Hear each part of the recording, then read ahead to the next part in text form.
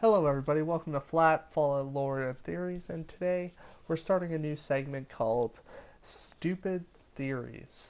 And essentially what the name suggests is I'm going to find very stupid theories on the Fallout universe, and I'm going to do my best to debunk them. This theory goes like this. The bomb we see at the beginning is not a bomb, at least not of Chinese origin, but of the Institute. Look where the explosion is. It's towards Cambridge, possibly Cambridge Crater. The crater is very deep, yet the structures around it are relatively intact, all considered. We see no evidence of the missile before the explosion.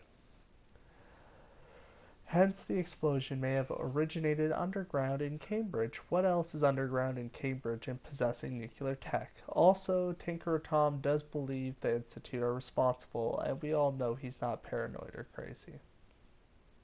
Alright, first I want to state that this conspiracy theory seems highly sarcastic, but for the sake of this video, I'm going to ignore that and assume that he's being serious. First off, the Institute is the remnants, or I would have to say the evolution of MIT, which is a real world university, I believe. I'm Canadian, so I'm not too sure about that.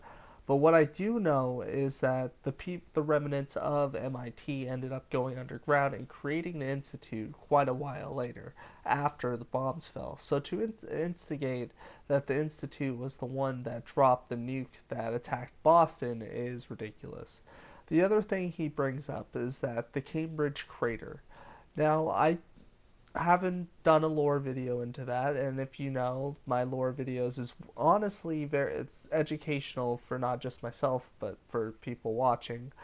And I haven't gotten to the Cambridge crater. It's going to come very soon, but from what I know from passing it, I do believe a nuclear device had touched down there, and that was the point of impact in Boston. So I guess to state that it's an underground explosion, it wouldn't cause a crater. Because if you ever notice when the Institute blows up, it does leave a crater, but it's because of a nuclear destruction. And if you try to compare the Institute's crater to the crater there, you can kind of tell that the Institute was kind of blown up from the inside, as there's a deep hole that seems to originate from the underground. You see all the pipes and shit that was underground. So, quote me if I'm wrong, comment, tell me if I'm mistaken, I'll try to edit it. But from what I can tell, it doesn't make a lot of sense to me that the Cambridge crater could have exploded underground, as there's not a lot of evidence instigating that there was an explosion underground, or even any evidence that there was anything underground to begin with, considering the abundance of evidence that the Institute had a lot of underground. It was actually underground, and you can actually tell based on the crater. With the Cambridge crater, you can't really see too much. However, that's my weakest point that I'm arguing, so that's probably the easiest to debate out of everything I'm saying. The next thing he says kind of makes me think that maybe he's not being 100% serious, but like I said, for the sake of this video, I'm going to assume that he is. So basically what he says is that Tinker Tom claims that he believes that the Institute caused the explosion. So like I said before, MIT had already existed before the war, and by the time the bombs dropped, it was just MIT. There was, from what I could tell, the Institute hadn't come into founding until I believe a decade later. If I'm spitballing it here, so please tell me if I'm wrong. I will correct it as usual. So to state that Tinker Tom is a reliable source, it goes back to the justice system. Whenever there's a crime of any kind, you have to have something called a credible witness. And the reason you pick a credible witness is somebody that seems relatively sane. So I think the two characteristics I can remember from law class in high school is they have to be mentally sound, and they have to seem sane, obviously. And the second one is a criminal record check. They need to make sure that there's no criminal past, as that can negatively affect their testimony.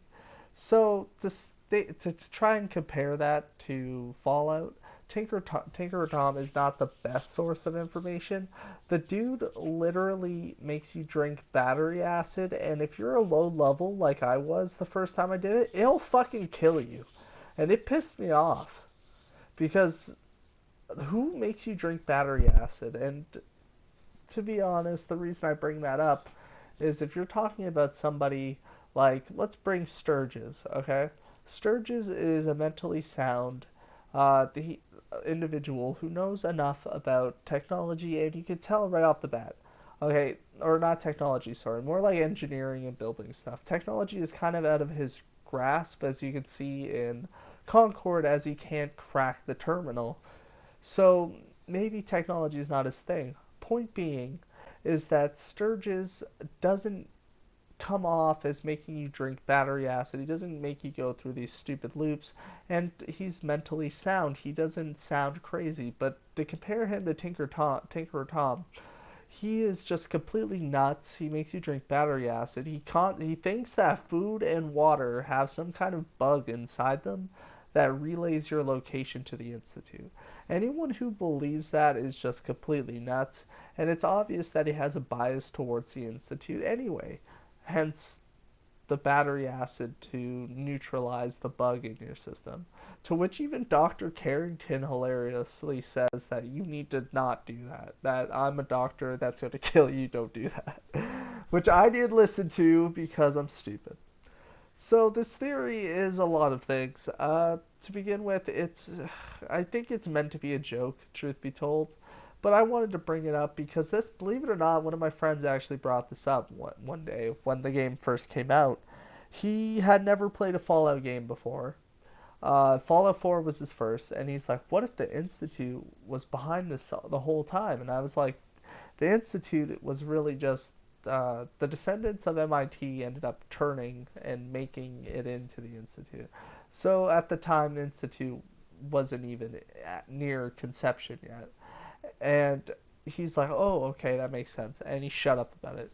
The person who made this theory, I feel, did it as a joke, but I think they made it seem like a joke because maybe they weren't educated in the lore, or maybe Fallout 4 was their first game and they weren't completely educated on the background of it.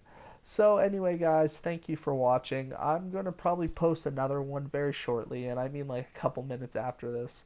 Reason being is because I really like these theories. They're really stupid in a sense, but stupid entertaining. Not like stupid, oh my god, I'm banging my head off the wall. So if you guys like my lore videos, I'm gonna drop 5 videos today. This is a new channel and I want it to do well. So I'm dropping 5 videos today. Please like, sub, and comment down below. If I've either made an invalid point or I missed something, I want to know so I can correct